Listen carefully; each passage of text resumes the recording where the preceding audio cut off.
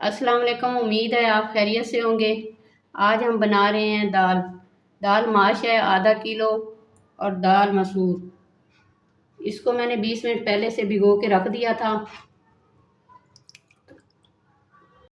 उसके बाद मैंने इसको अच्छे से धोया है और पानी डाला है इसके अंदर इतना। इसके बाद इसमें डालने के लिए प्याज है छोटे साइज़ का, टमाटर है एक छोटे साइज़ का, इसके साथ लहसुन है बारीक बारीक कटा हुआ है ये, और अदरक भी बारीक बारीक कटा हुआ है। 1 चम्मच सुरख मिर्च पाउडर और 1 चम्मच है साबित सुरख मिर्च कुटी हुई, 1 चम्मच है नमक, सब्ज़ धनिया और सब्ज़ मिर्च। तड़का लगाने के लिए ऑयल।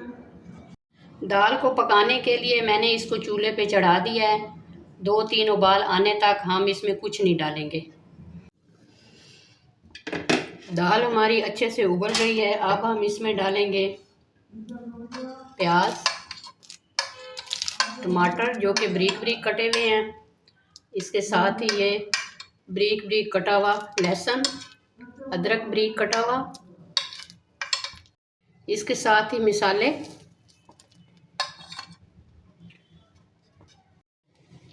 सब्ज़ मिर्च। अच्छे से हिला के ऊपर से ढक के हल्की आंच पे इसको बनाना है। दाल हमारी गल चुकी है। अब हम इसमें डालेंगे सब्ज़ धनिया और 5 मिनट के लिए इसको ऊपर से ढक देंगे। उसके बाद हम इसको तड़का लगाएंगे। तड़का लगाने के लिए हम इसमें ऑयल डालेंगे सॉस पैन में।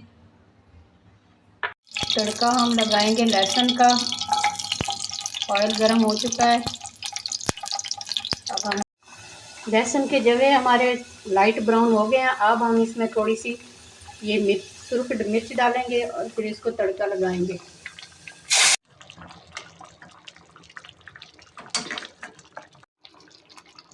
दाल हमारी अच्छे से तैयार हो गई है। अब हम इसको प्लेट में डाल के आपको दिखाएंगे।